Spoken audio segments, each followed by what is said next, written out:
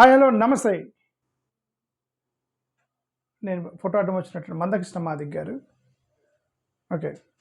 మందకృష్ణ మాదిక్ గారు, first of all he has given a splendid speech on 1950 schedule caste order. రీసెంట్గా 1950 schedule caste order మీద court judgement SC ఎస్టీలకు వచ్చినటువంటి ఒక తీర్పు మీద ఒక మంచి స్పీచ్ ఇచ్చాడు. హీ నోస్ ద కంటెంట్, ఆయనకి తెలుసు, సబ్జెక్ట్ తెలుసు, సబ్జెక్ట్ మీద కరెక్ట్గా మాట్లాడాడు.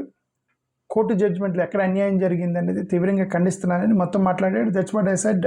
He's excellent in speech, no doubt. పర్ఫెక్ట్గా ఎక్సలెంట్గా మాట్లాడారు మందకృష్ణ మాదిక్ గారు. So we should appreciate his concern for Dalit community and ఆ పర్టికులర్ కేస్, దళిత క్రైస్తవులకు ఎస్సీ స్టేటస్ అనేటువంటి ఆ కేసు మీద అతను మాట్లాడారు. ఓకే, ఫస్ట్ ఆఫ్ ఆల్ ఆ కేసు చాలా చిన్నది, కావాలని ఆర్గనైజ్డ్గా నేషనల్ వైడ్గా చర్చ పెట్టారు. సరే, ఇంక చర్చ పెట్టినప్పుడు మనకు ఆప్షన్ లేదు, మనం కూడా పెద్ద పెద్ద వాళ్ళు మాట్లాడారు. మందకృష్ణ మాదిక్ గారు మాట్లాడారు, విజయ్ కుమార్ అని లాంటి వాళ్ళు వీడియోలు పెట్టారు, హర్ష కుమార్ లాంటి వాళ్ళు మాట్లాడారు. ఐ థింక్ జాడ శ్రవణ్ కుమార్ కూడా ప్రెస్ మీట్ పెట్టాడో లేదు, బట్ జాడ శ్రవణ్ కుమార్ కూడా అన్నిటికీ రెస్పాండ్ అవుతాడు. సునీల్ కుమార్ కూడా, పివి సునీల్ కుమార్ కూడా మాట్లాడినట్టున్నాడు. సో ఎవరైతే దళిత నాయకులు ఎవరైతే ఉన్నారో పర్లేదు, టైంకి time, when the need comes we have to open our mouth. వీళ్ళందరూ మాట్లాడారు, కొంచెం ధైర్యం వచ్చింది ప్రజలకి. సో ప్రజలకి ధైర్యం ఇచ్చారు. ఈయన బీఆర్ఎస్ ఆర్ఎస్ ప్రవీణ్ కుమార్ గారు ఒక పెద్ద ట్వీట్ పెట్టారు. అది చాలా బూస్టింగ్ ఇచ్చింది, కాన్ఫిడెన్స్ ఇచ్చింది వాళ్ళ కమ్యూనిటీకి, పెద్ద నాయకులు మాట్లాడితే. సో ఆ పాయింట్లో మనం వీళ్ళందరిని అప్రిషియేట్ చేయాలి. బట్ నా రిక్వెస్ట్ ఏంటంటే, ఈ నాయకులు మొత్తానికి నా రిక్వెస్ట్ ఏంటంటే, there are two arguments. One is Ambedkar argument and second one is MC Rajaiah argument. One is Ambedkar argument, second Hindu Mahasabha argument. What is Hindu Mahasabha argument and what is Ambedkar argument? Ambedkar argument ఏంటంటే, నువ్వు నాకు న్యాయం చేసేంత వరకు నీ ఇంట్లో నుంచి నేను అలిగిపోతా అనేది అంబేద్కర్ ఆర్గ్యుమెంట్. ఓకే, మనం ఇంట్లోనే ఉండి కొట్లాడాలనేది హిందూ మహాసభ ఆర్గ్యుమెంట్. ఎంసీ రాజయ్య గారు లాంటి దళిత నాయకులు వాళ్ళ ఆర్గ్యుమెంట్. ఓకే, అంటే సింపుల్గా భార్య అలిగి పుట్టింటికి వెళ్తే తప్ప భర్త సీరియస్గా ఆలోచించడు భార్య యొక్క కష్టాలు ఏంటి అనేది. భార్య అలిగి పుట్టింటికి వెళ్ళి నేను రాను, నేను భరించలేకపోతున్నాను నిన్ను అని చెప్పి పుట్టింటికి వెళ్ళింది దానికి భార్య. అప్పుడు వీడు ఆలోచిస్తాడు, ఎందుకు వెళ్ళిపోయింది ఇది. అప్పుడు then he thinks about his wife and their difficulties. నువ్వు ఇంట్లోనే ఉండి రోజు నువ్వు కష్టాలు చెప్తుంటే ఇంకా ఏముంది, రోజు నసే కదా అని చెప్పి లైట్ తీసుకుంటారు అనమాట.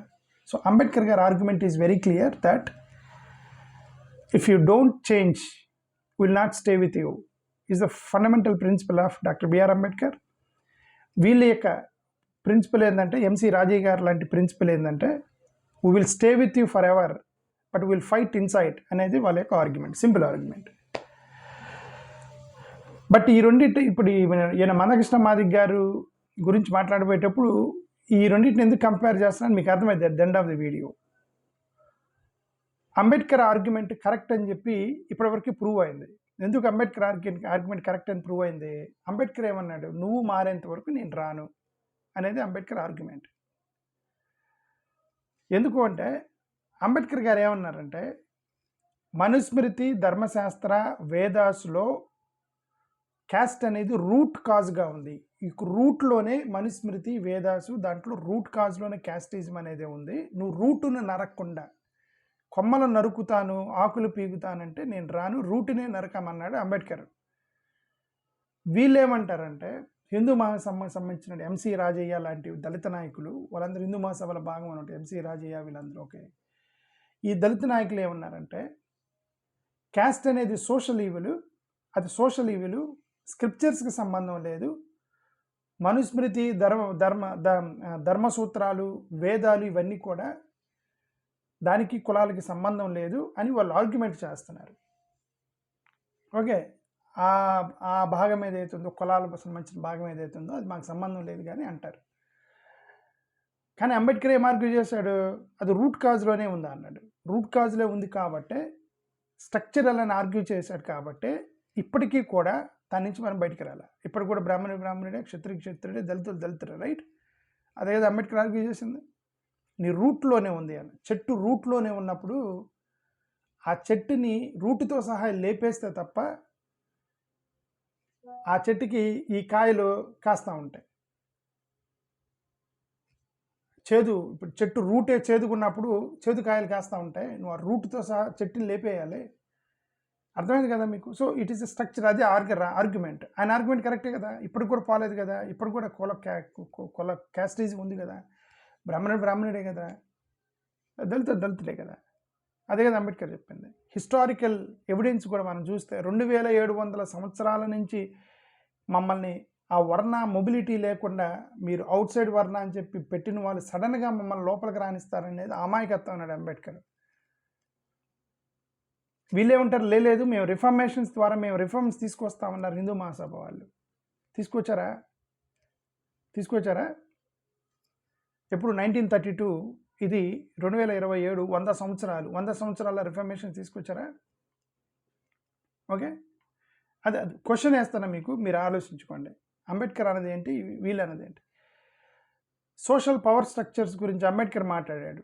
ఏమన్నాడంటే ఇన్ఈక్వాలిటీ అనేది ఒకటి కింద ఒకటి ఉంది. అంటే పైన ఉన్న వాళ్ళు కిందోని దొక్కితే కిందోడు ఈయన దొక్కితే ఈడోని దొక్కితే ఈడోని దొక్కుతా అనేది కింద మొత్తం ఇన్ఈక్వాలిటీ అనేది పెట్టారు మీరు. అసలు దాన్ని ఎలా తీసేయాలో అనేది ఒక పెద్ద ఇష్యూ. ఇప్పుడు ఏమన్నా మాలల్లో కూడా, ఇప్పుడు ఎస్సీలో కూడా మాలామాదికి పెళ్ళిళ్ళు చేసుకోవట్లేదని కామెంట్లు చేస్తున్నారు కదా. దాని గురించి మాట్లాడారు డాక్టర్ బిఆర్ అంబేద్కర్. ఇప్పుడు వీళ్ళేమన్నారు, హిందూ మహాసభ సపోర్ట్ చేసి ఎంసీ రాజీ గారు లాంటి వాళ్ళు వీళ్ళేమన్నారంటే, మనం వాళ్ళని కన్విన్స్ చేద్దాము, ఎవరిని అప్పర్ క్యాస్ట్ వాళ్ళని కన్విన్స్ చేద్దాము, మీరు వాలంటీర్గా గివప్ చేయండి దీన్ని అంటే వాళ్ళు కన్విన్స్ అవుతారు అని అన్నారు. కన్విన్స్ అయ్యారా? రియలిస్టిక్గా కన్విన్స్ చేయగలిగారా?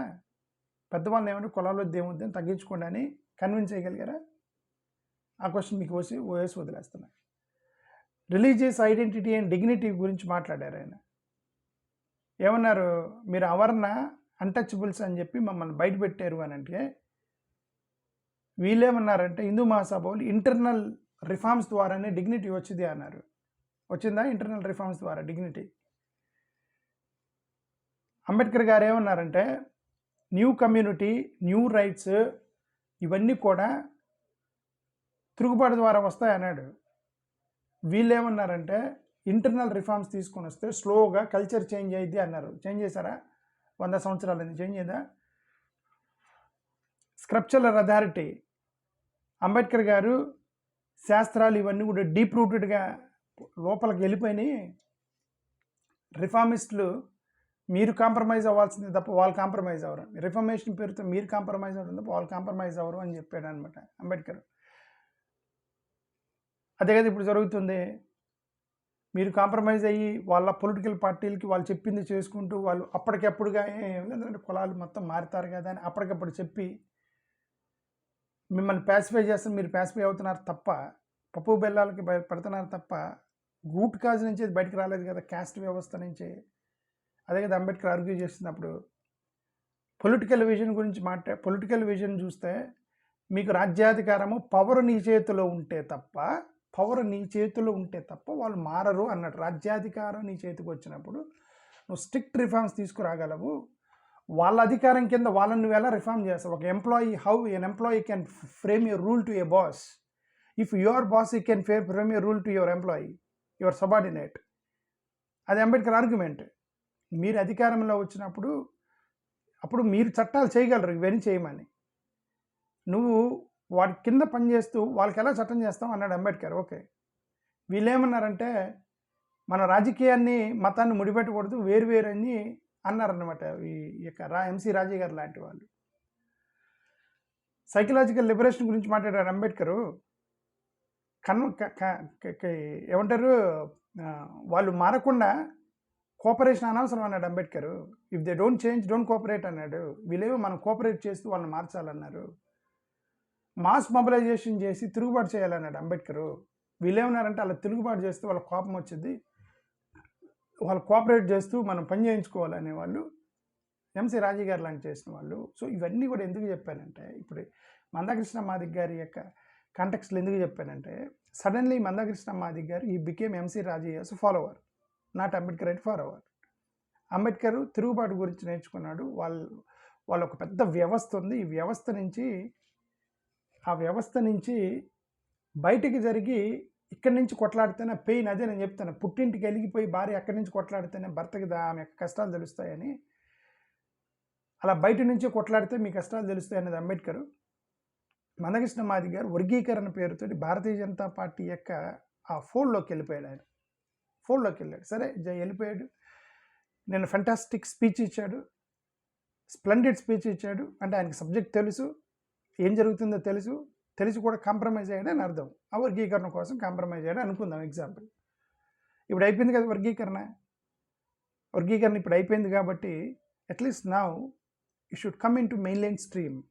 మన వ్యవస్థ ఏంటి, మనం ఎక్కడున్నాము, మన పరిస్థితులు ఏంటి, మనం ఎలా ఫైట్ చేస్తే దీని నుంచి బయటికి రాగలము, ఎలాగా మాలామాదిగల్ని కలపగలము. ఇప్పటికైనా సరే మాలామాదిగలు ఒకరినొకరు ద్వేషించుకునేటువంటి ప్రసంగాలు ఆపేసి, మాలల మీద మాదిగల మీద మాలల ప్రసంగాలు ఆపేసి, విడిపోవటం వల్ల పడ్డ కష్టాలు, విడిపోవటం వల్ల మీ మీద చేస్తున్న దాడులు, విడిపోవటం వల్ల మీ మీద వచ్చినటువంటి అరాచకాలు మనం ఫైట్ చేయలేకపోతున్నాం. ఎందుకు అంటే because Mala and మాదిగస్ were split, విడిపోయారు ఇద్దరు.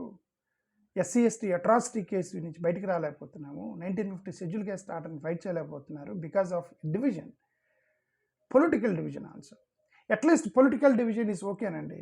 ఓకే, మాదిగలకి టీడీపీ నుంచి చిన్నప్పటి నుంచి టీడీపీ అనుకోండి ఎగ్జాంపుల్, మీకు అభిమానం ఓటేసుకోండి టీడీపీకి.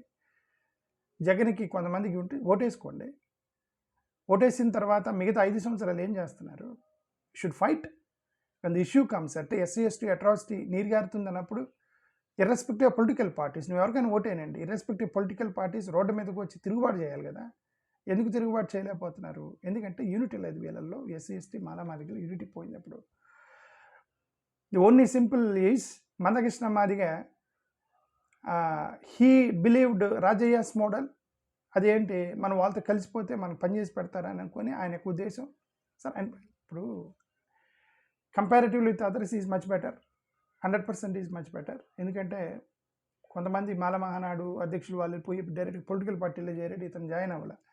అంతవరకు being loyal to his community is much better 100%. Comparatively మాలా నాయకులతో పోల్చుకుంటే ఈయన 100% బెటర్. ఓకే, ఎందుకంటే ఏ పొలిటికల్ పార్టీలో జాయిన్ అవ్వకుండా ఇక చివరి మూమెంట్లో వర్గీకరణ ఇస్తానన్నప్పుడు వెళ్ళాడు అతను. But that is also wrong అని నేను అంటున్నా. బట్ ఇప్పుడు మీ వర్గీకరణ జరిగింది కాబట్టి you should come out and stay with your community, fight for your community.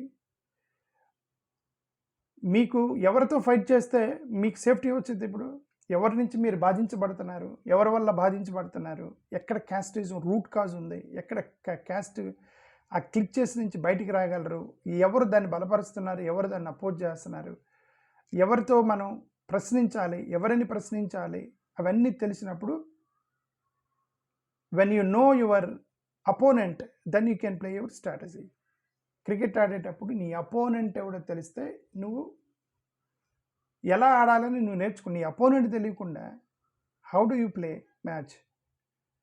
Okay, వీళ్ళందరూ ఏమని ఆర్గ్యూ చేస్తున్నారంటే, అపోనెంట్ క్రికెట్ టీం ఉంటుంది, ఆ టీంలో జాయిన్ అయిపోతే మనం గెలవచ్చు, ఎట గెలుస్తూ వాళ్ళు గెలుస్తారు.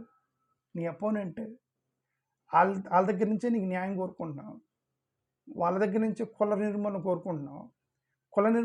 కులాన్ని బలపరుస్తుంది వాళ్ళు. నువ్వు వాళ్ళలో జాయిన్ అయిపోతే వాళ్ళు గెలుస్తారు, నువ్వేట గెలుస్తావు. నువ్వు అపోజిట్గా ఆడితే కదా నువ్వు గెలిచేది, నీ కెపాసిటీ ఉంటే అనేది నా ఉద్దేశం. సో ఐ రిక్వెస్ట్ నా మందకృష్ణ మాదిగ గారు, you know everything, please come out. That's all want to say. Thank you, నమస్కారం.